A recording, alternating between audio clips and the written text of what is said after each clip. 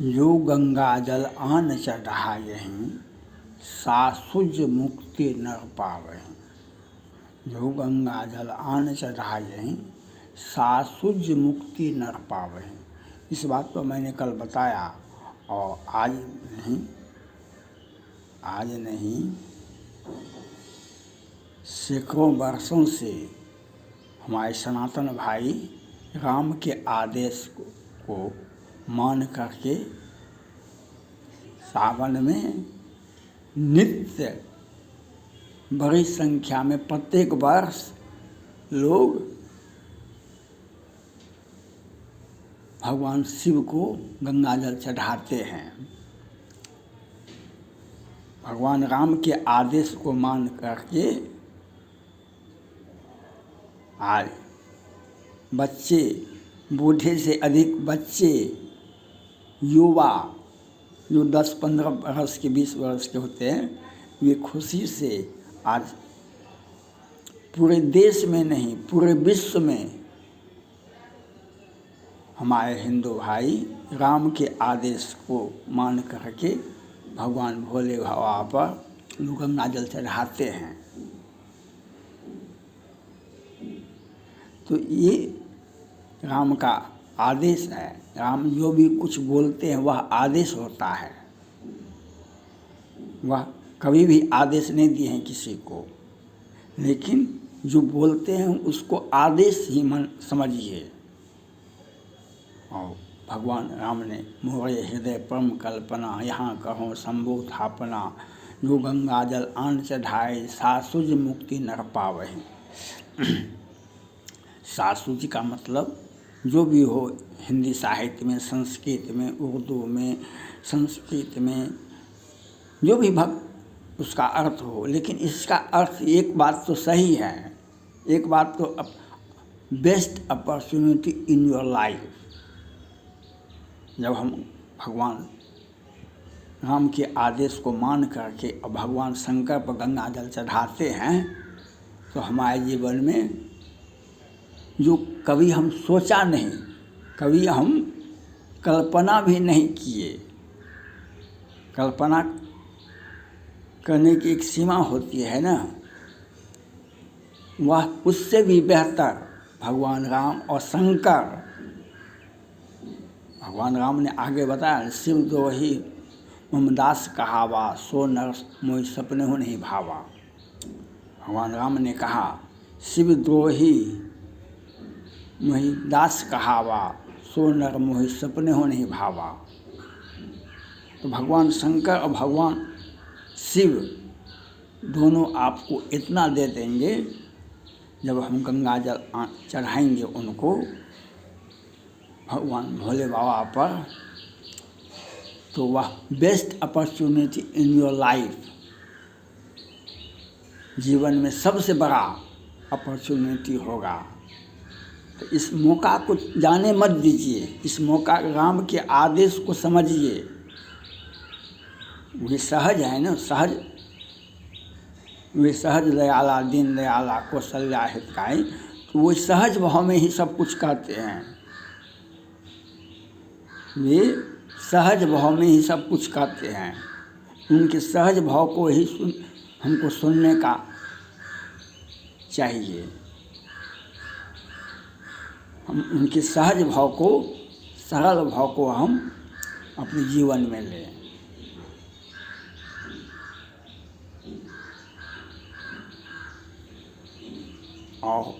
और बात है, वही भगवान राम ने गीत का सेवा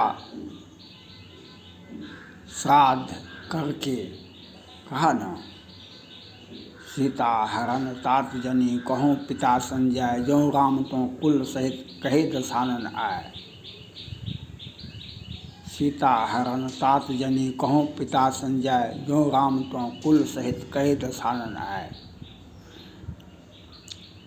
वह राम ही तो थे जो गिद्धराज से कहा, हे गिद्धराज, मेरे पिताजी से यह मत कहिएगा आपके बधू की रक्षा आपके पुत्र राम ने नहीं किया। लेकिन रावण को यह कह दीजिएगा, अगर मैं राम होऊंगा रावण के पूरे खानदान को मिटा दूंगा, रावण के पूरे कुल खानदान को मिटा दूंगा हम। तो उस कुपित राम का पूजा नहीं से बचिए। उस कुपित आपका आचरण ऐसा होना चाहिए जो भगवान राम हम पर कुपित नहीं हो। आपका आचरण ऐसा होना चाहिए जो भगवान राम हम पर गुस्सा नहीं करे।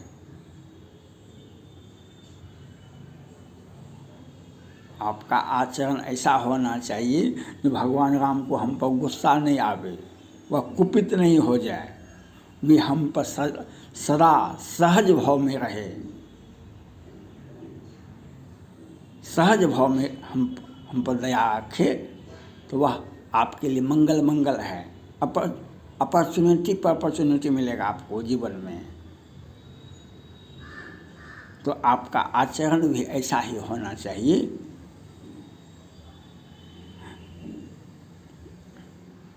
तो यही उस राम को, तो राम का आदर्श और आदेश दोनों एक ही है। आदर्श मानिए या आदेश मानिए, सहजता के साथ राम का आदर्श और आदेश दोनों का स्वीकार कीजिए। राम का आदर्श और आदेश यही है जो आप भगवान राम ने कहा ना, अब गृह जाहु सखा सब भजे हो मोहि निर्णय सदा सबगत सर्वहित जान करहु अति प्रेम।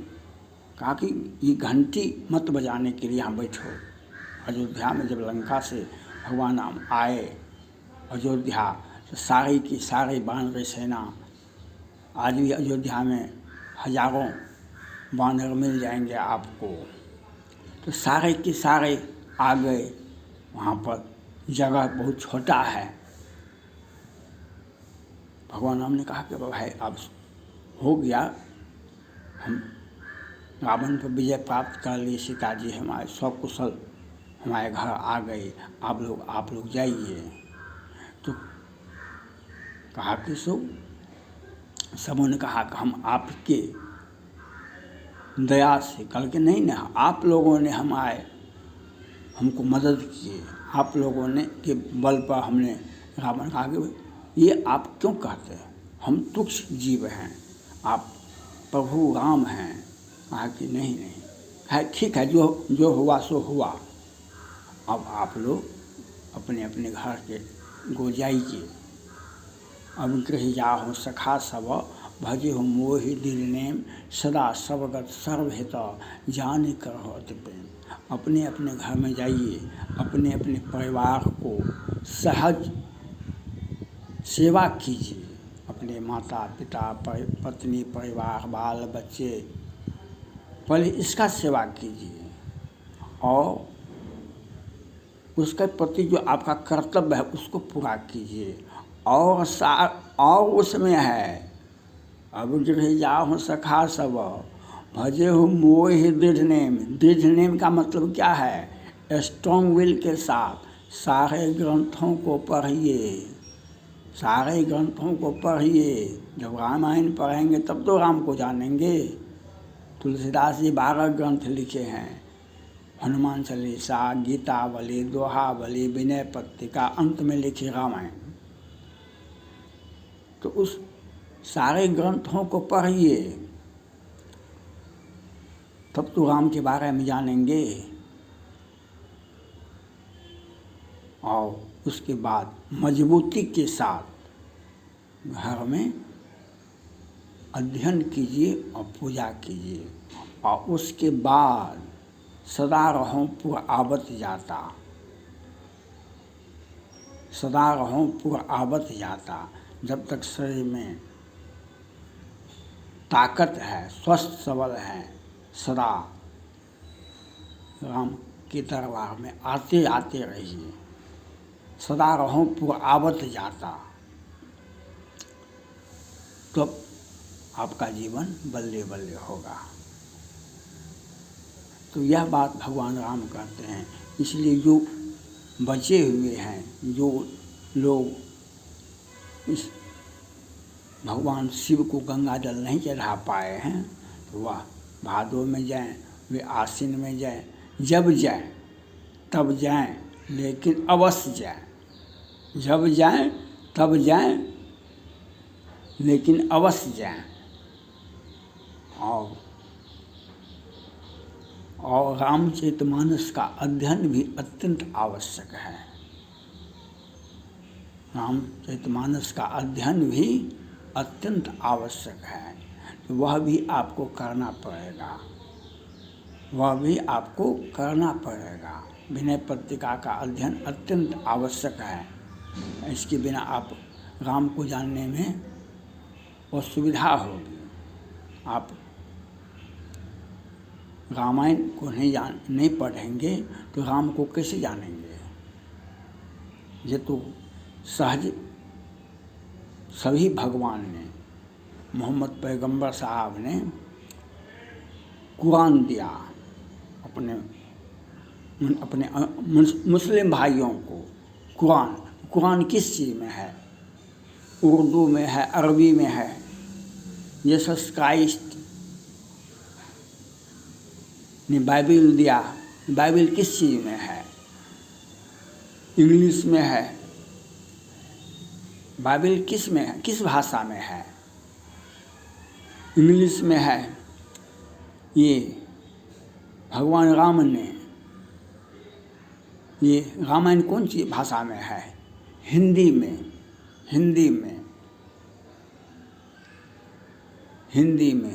तो हिंदू और हिंदी पूरा भारतवर्ष में हिंदी को ही लोग जानते हैं, और सारे हिंदी को जानते। जितने भी विश्व में जितने भी हिंदू हैं वह हिंदी को अवश्य जानते हैं। तो आपके सहजता के लिए सभी भगवान ने, सभी प्रॉफिट ने अपने अपने भक्तों का, कोई चालाकी नहीं कर सकता है। आपको कोई भी चालाकी नहीं चलेगा। मुसलमान भाई कुरान को पढ़ेंगे, उनके लिए सहज है कुरान पढ़ना, क्योंकि वह उर्दू में है, अरबी में है। रामायण पढ़ना सहज है हिंदुओं के लिए, क्योंकि वह हिंदी में है। अंग्रेज़ों के लिए बाइबिल पढ़ना सहज है, क्योंकि वह इंग्लिश में है। तो इसलिए आपकी सहजता को भगवान खुद आपको जीवन को सहज सरल बना दिए। सभी भगवान ने आपको फांकी कहीं भी नहीं चलेगा। फांकी कहीं भी नहीं चलने का है। फांकी का मौका भगवान नहीं देते हैं। वे सहज भाव में आपको समझा देते हैं, जो आप घर में बैठ कर के अध्ययन कीजिए सारे धर्म ग्रंथों का, अपने अपने धर्म ग्रंथों का, और सदा रहो पूरा आवत जाता। और सावन हुआ कि भादो हुआ, जो गंगा जल अन्न चढ़ाए शाश्वत मुक्ति न पावे हैं। एक तब भगवान शिव का भी पूजा कीजिए, एक तब भगवान राम का भी रामायण अध्ययन कीजिए, और अयोध्या भी आते जाते रहिए। तब आपके जीवन में अपॉर्चुनिटी, बेस्ट अपॉर्चुनिटी आपको मिलेगा सहजता के साथ। बहुत मथा लगाने से कुछ नहीं होता है। सहजता के साथ आपको अपॉर्चुनिटी मिलेगा। राम के उमा मरम यह काहो न जाना, उमा मरम यह का, ये राम का मर्म को आपको जब उन रामचरितमानस को पढ़ेंगे तभी आप समझ पाएंगे। Thank God.